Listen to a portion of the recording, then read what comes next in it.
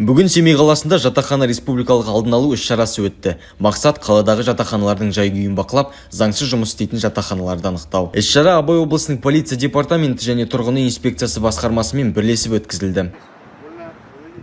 На сегодняшний день на территории Республики Казахстан произошло 13 пожаров, из которых 8 пожаров произошли в общежитиях незаконно функционирующих. Из этих 13 пожаров, в 4 из них произошла гибель людей. На данный момент в рамках мероприятия «Жатақхана», которое проводится с 13 числа по поручению министра, с 13 сентября по 30 сентября, по поручению министра по чрезвычайным ситуациям, совместно с органами полиции, управлением полиции области Абай, управлением жилищной инспекции. Сейчас будут проводиться мероприятия профилактические по данным общежитиям.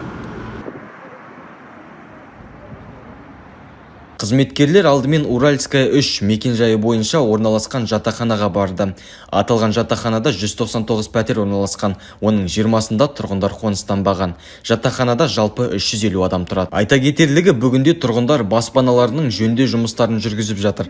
Бірінші қабаты толық дайын, ендігі жұмыс қалған қабаттарды қалыпқа келтіру. Жатақхана орталық жылыту жүйесіне қосылған, алайда дәліздерде жылыту жоқ. Айта кетсек, жатақханада бір ғана баспалдақ бар. Өрт болған жағдайда эвакуация мәселесі қиындық тудыруы мүмкін.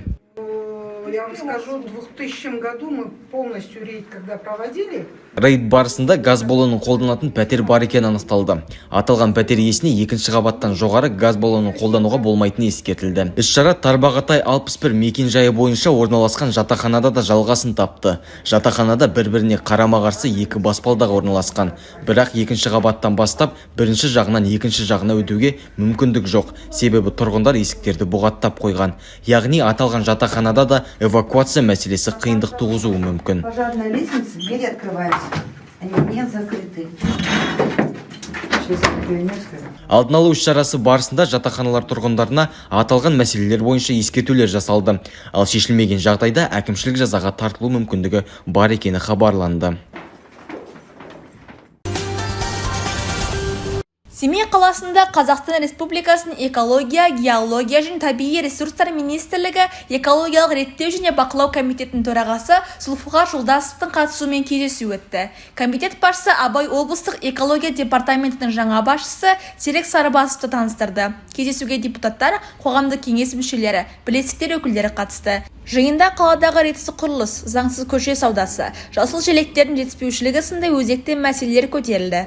Облыс әкімі Нұран Рынхаев облыс орталығы мен өңірдің экологиясына ерекше назар аударады. Экологиялық мәселелерді шешуде қоғам өкілдерінің, халықтың қатысу ерекше маңызға ие. Өйткені кейде бірқатар өзекті мәселелерге терең бойлап, оларды салалық мемлекеттік органдармен тығыз байланыста шешуге дайын деп атап өтті облыстық табиғи ресурстар басқармасының басшысы Данияр Тоқтыбаев. Кездесу қорытындысы бойынша алдағы уақытта өңірдегі экологиялық мәселелерді шешуге кешенді түрде қарау керектігі туралы шешім қабылданды. Бүгін Жарма ауданының әкімі Жарқынбек Байсабыров Аманат партиясының аудандық филиалы ғимаратында аудан тұрғындарын жеке мәселелері бойынша қабылдады. Ауылдық округтерден келген 16 азамат қабылдауда болып, аудан басшысына өз өтініштерін жеткізді.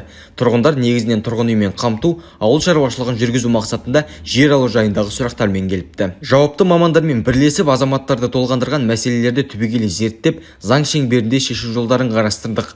Жалпы әрбір көтерілген мәселенің артында тұтастай жанұяның тұрмыс-тіршілігі тұрғандықтан жауапты ауыл әкімдері мен мекеме басшыларына нақты тапсырмалар мен міндеттемелер жүктеп, барлық сауалдардың орындалуын өз бақылауыма алдым, дейді бұл орайда өңір басшысы Жарқынбек Борашұлы.